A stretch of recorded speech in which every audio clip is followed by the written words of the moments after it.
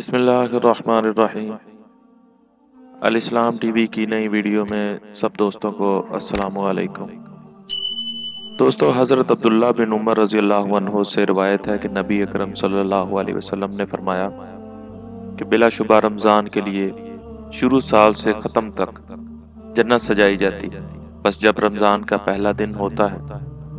تو عرش کے نیچے حور عین پر جنت کے پتوں کی ہوا چلتی، جس سے متاثر ہو کر وہ یوں دعا کرتی ہیں کہ اے ہمارے پروردگار، اپنے بندوں سے ہمارے لیے ایسے شوہر مقرر فرما جن سے ہماری آنکھیں ٹھنڈی ہوں۔ حضرت معاذ رضی اللہ عنہ کا بیان ہے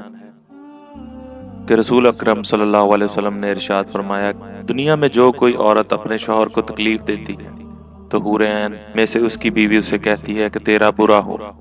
اس کو تکلیف نہ دے، کیونکہ وہ تیرے پاس چند دن کا مہمان ہے، ان قریب تجھ سے جدا ہو کر ہمارے پاس پہنچ جائے گا۔ ان دونوں حدیثوں سے معلوم ہوا کہ جس طرح جنت اور اس کی دوسری نعمتیں اس وقت موجود و مخلوق ہیں، حور عین بھی موجود و مخلوق ہیں۔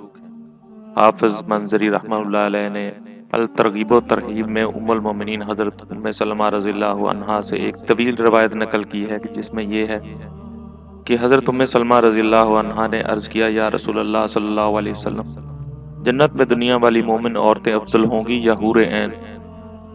حضور صلی اللہ علیہ وسلم نے جواب میں ارشاد فرمایا کہ دنیا والی مومن عورتیں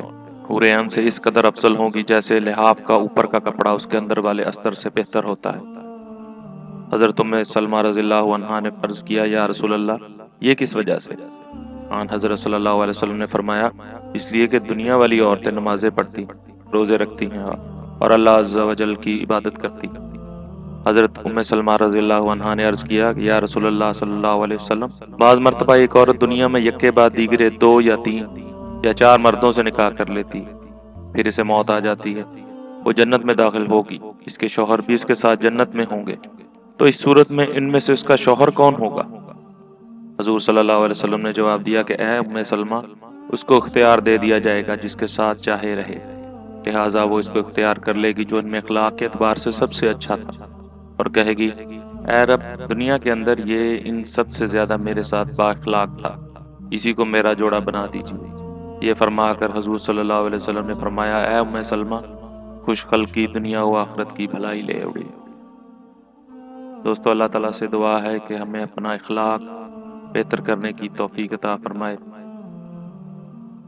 اور حضور صلی اللہ علیہ وسلم کے راستے پر عمل کرنے کی توفیق عطا فرمائے۔